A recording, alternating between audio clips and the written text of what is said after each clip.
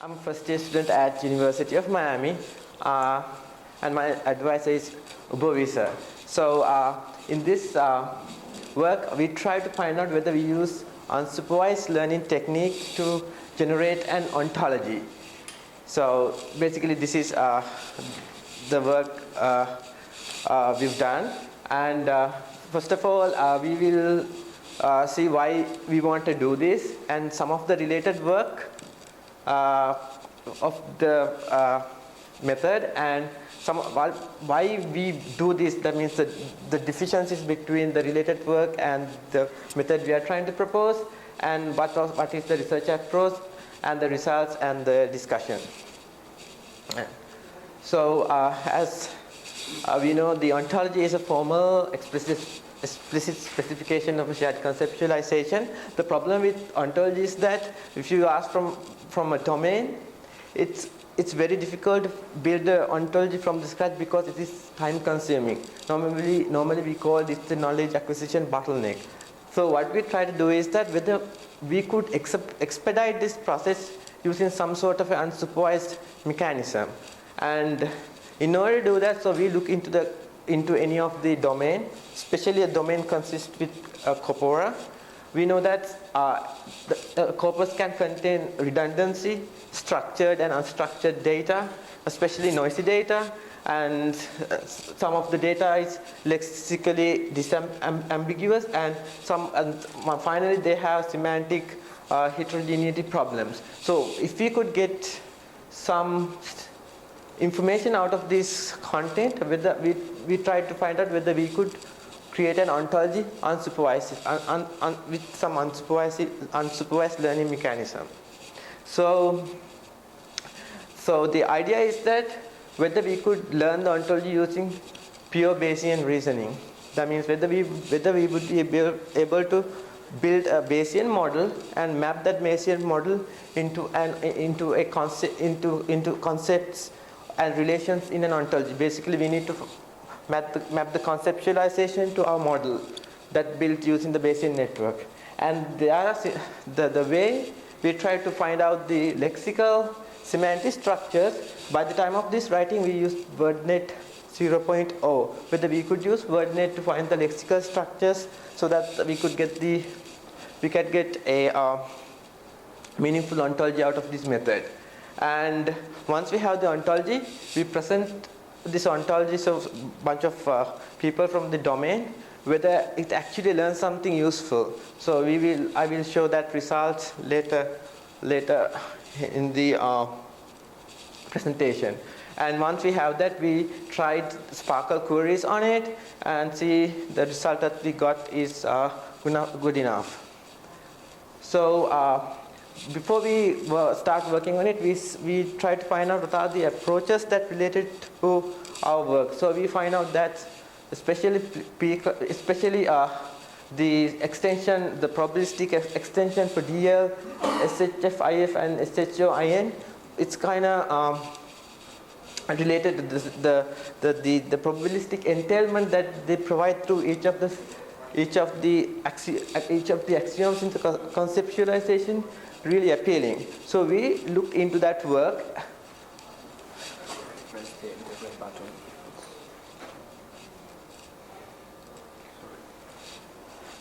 And then at that time, the other project that was most appealing to us was the Read the Web project from Tom Mitchell.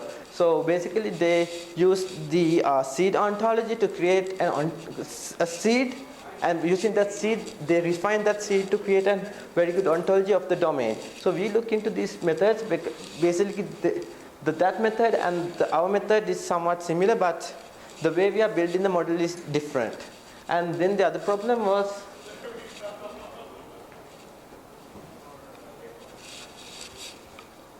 oops.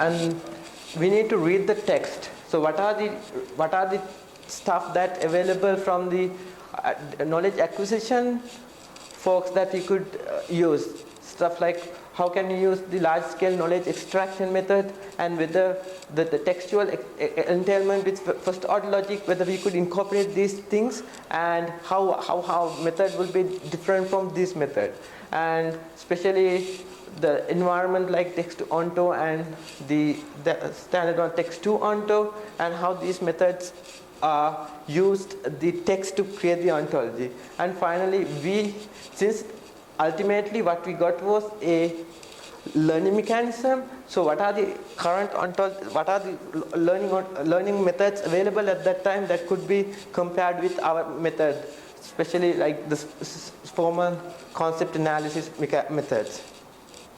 So all these related work, they have the capability of learning terms, concept, taxonomies, and most axioms.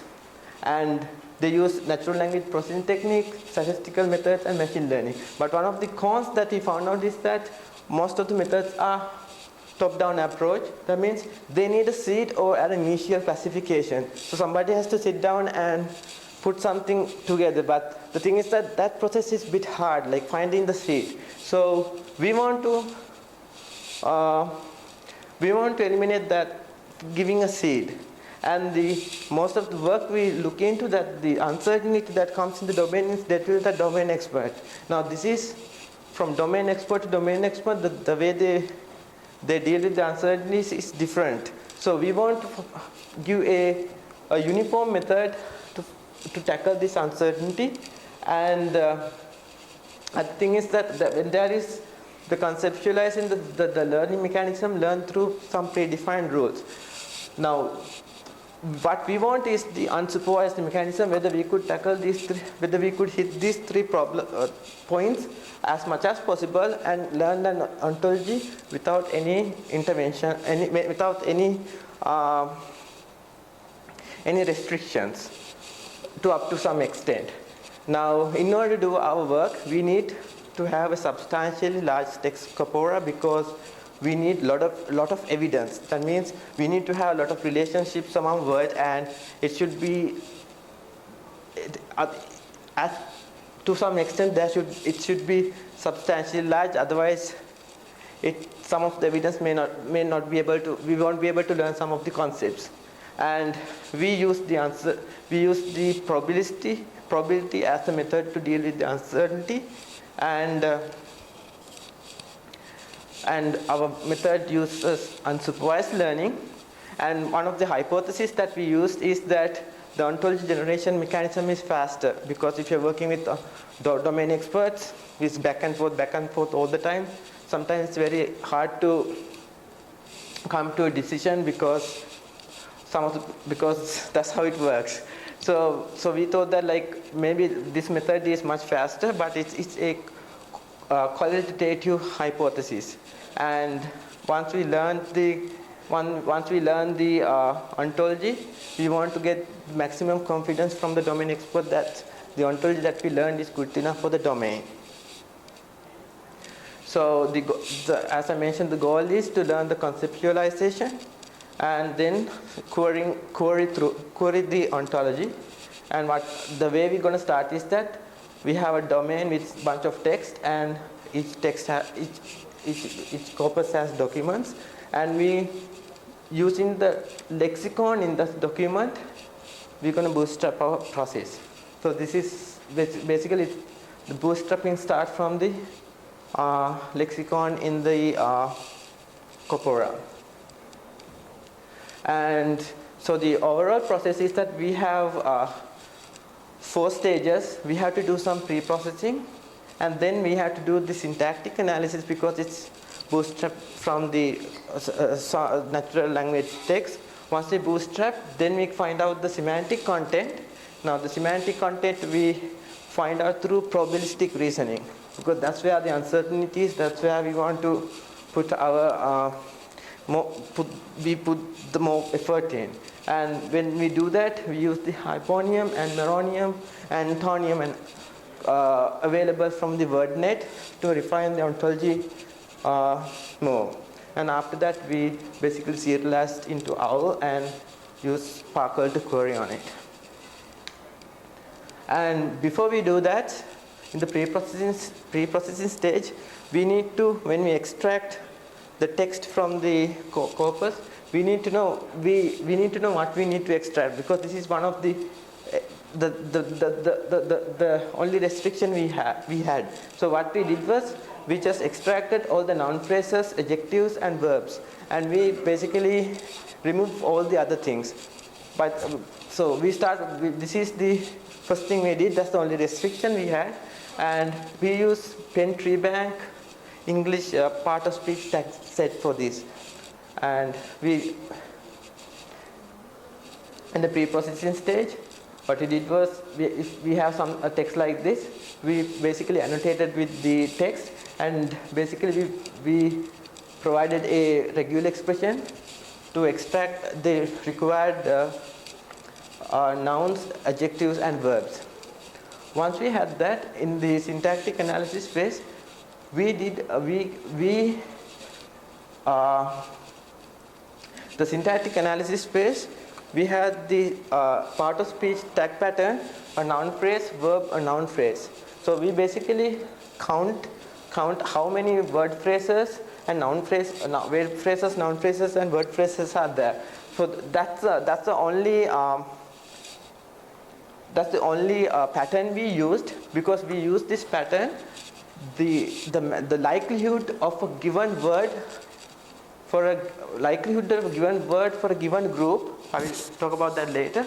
We wanted to count that. Basically, what we did was, we used this n-gram model to count these groups. Like this red boxes are the groups, and we wanted to find out the likelihood that a given word, like something like W3, what is the probability of that word coming from a group? Because in the terms, if you use the lexicon alone, it's not good enough for ontology. What we need is a concept. So there is a big debate between whether you can use lexicon or like a combination of words to create the ontology. So what we did was, we used the combination of words like W1 and W2, so the concatenation of that word as a group, and then and the words in the document. So we use this n-gram model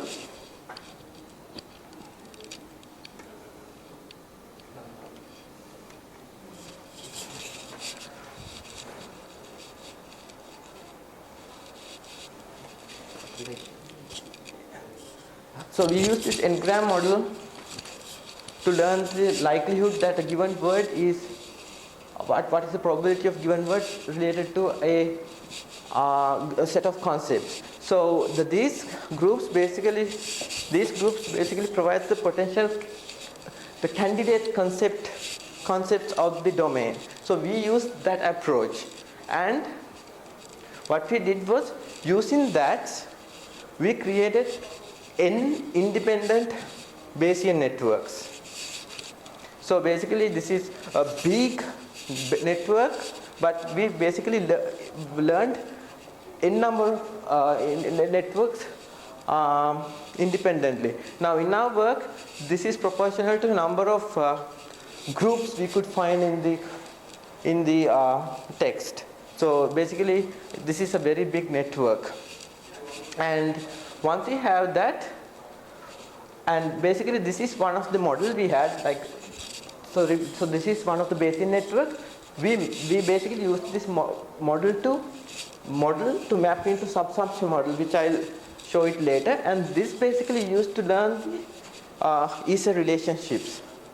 And the second model we used to find out the extensial relationships. If I have two concepts C1 and C2, how can I use these concepts and a verb? Basically we use the verb as the predicate. If I have a predicate, how can I map this predicate to a given concepts? So we use this Bayesian net, another simple Bayesian net, to learn the probability of a concept and concept to given a verb. So we have two models, the big one to learn the subsumption. Once we have that, we're going to plug the other models into this, the big one, to learn the relationships between the model, the relationship between concepts using the verbs. Now, here you could see that basically when we have probability, we basically map that into the triple predicate, concept, and concept 2. Now, when you have a Bayesian network, what you get out of is the posterior probability distribution. So, what we did is that once we have the posterior probability distribution, for example, now we calculated the posterior probability distribution of this group from some concept, and there's a potentially we could find out from the posterior probability another group relates to another concept.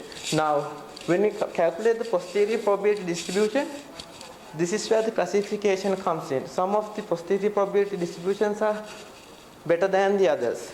So in this case, we basically selected the one with the highest posterior probability distribution. So what we did was, from the model, we use basically from the posterior probability distribution, we created the links, and we use that links as the ontology. And then the other one is because we could use the relationship model as the attachment to the subsumption model. From that, basically what we learned is the extensional relation that a given concept relates to another concept. Basically, we translate that into the ontology. So we have the two models, and from that two models, we translate that into the ontology. Basically, this ontology is the posterior distribution of the probabilities. And when we had that, the thing is that it's not like a tree structure. So without altering the posterior probabilities, what we did was we used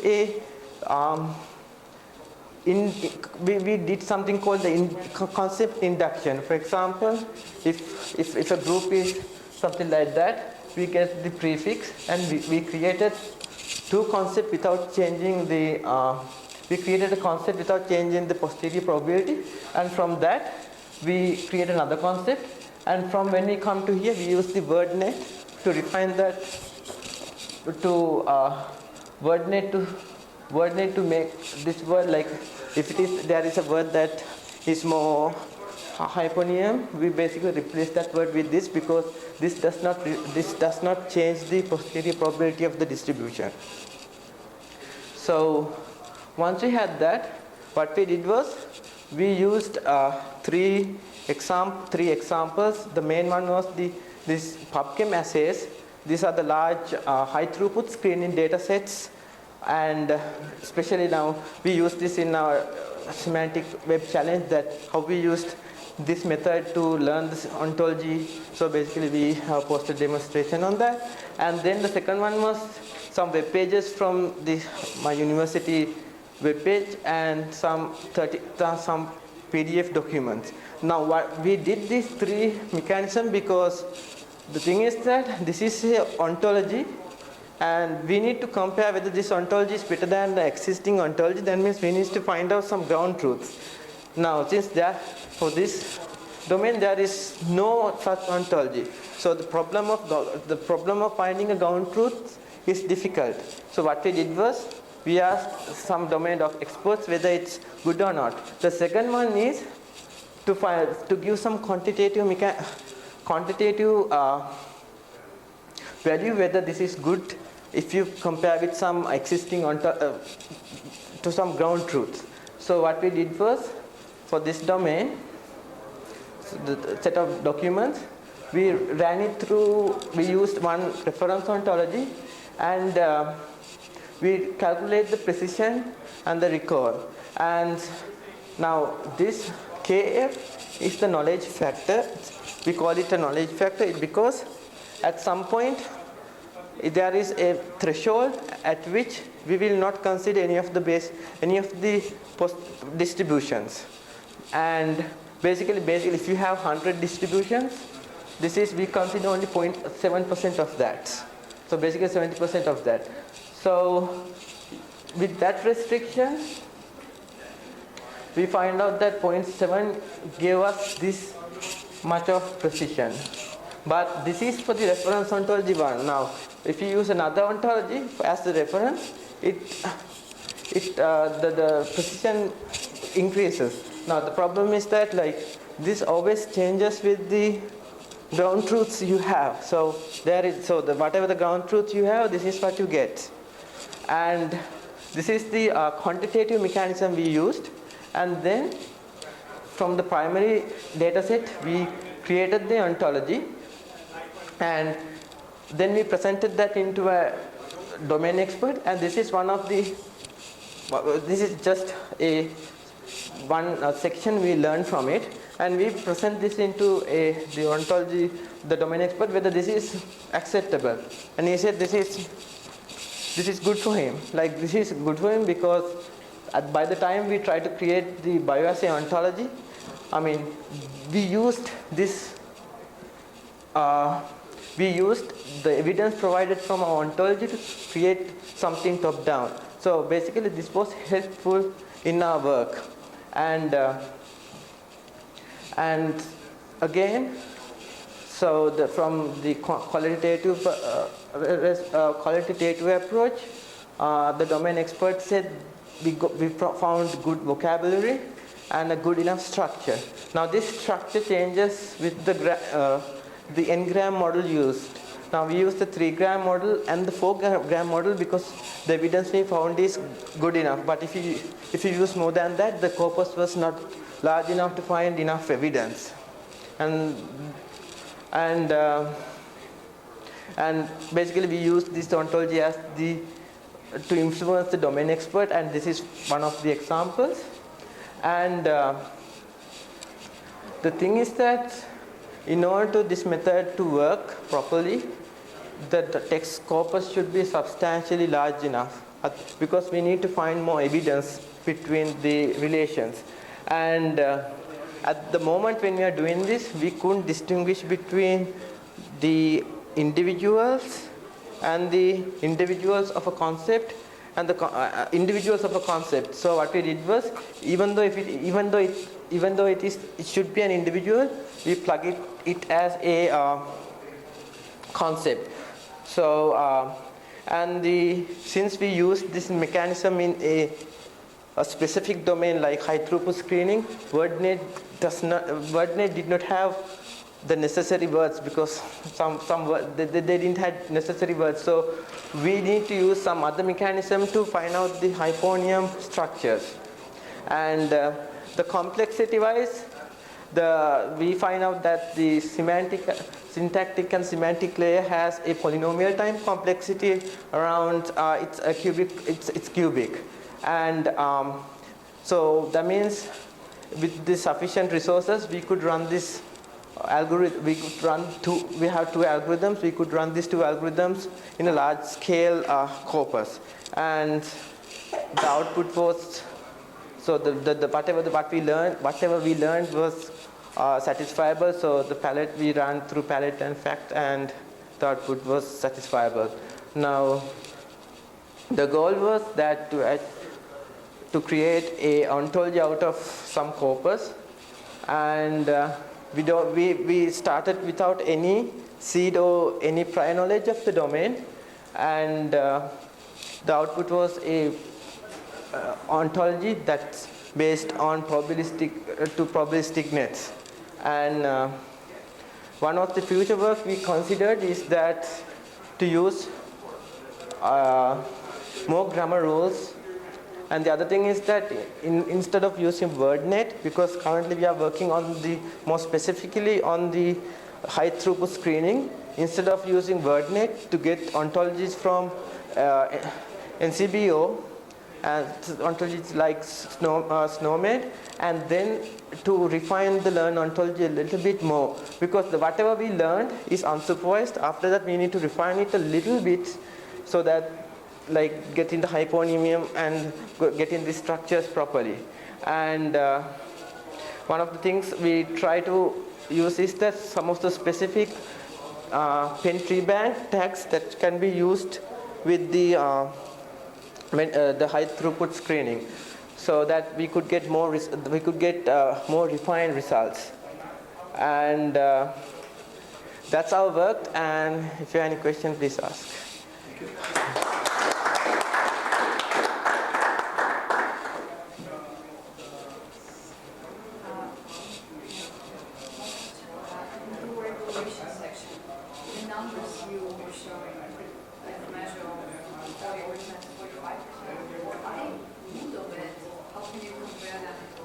So, yes, that's a good question.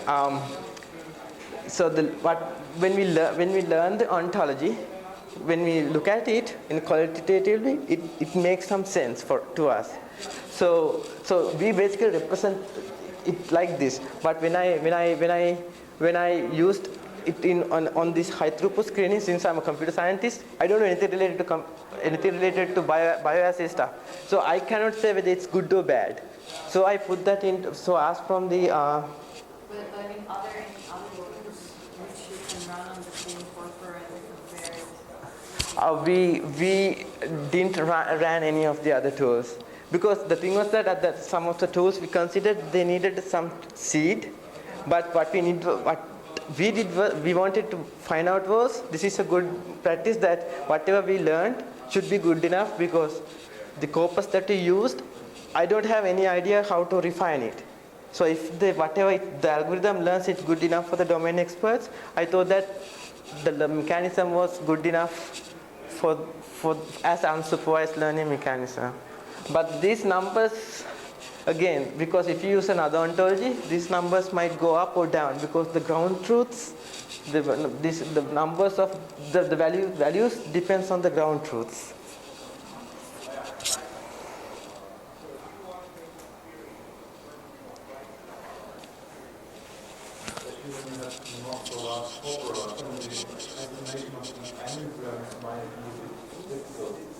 Maybe I missed it, but do you use some smoothing techniques like anagram shifting? We used the Laplacian. That's the technique we used to smooth it out, because we could have used another, like the other techniques we have to smooth it out, but what it did was we used the Laplacian, because we thought that even though there is some uncertainty there, the Bayesian network should be able to compensate that. That was the idea we had. But we used this smoothing, like the Laplacian smoothing only. So you only used the Laplacian smoothing, or was it just a method that you chose because it was the best? We used it because since some of the probabilities have become zero, we used the Laplacian, because if it is like, if those evidence is not there, when we convert that into the Bayesian net, so whatever the probability that you get, that node is going to be missing. So when you calculate the posterior probability, this is not going to be taken into the picture.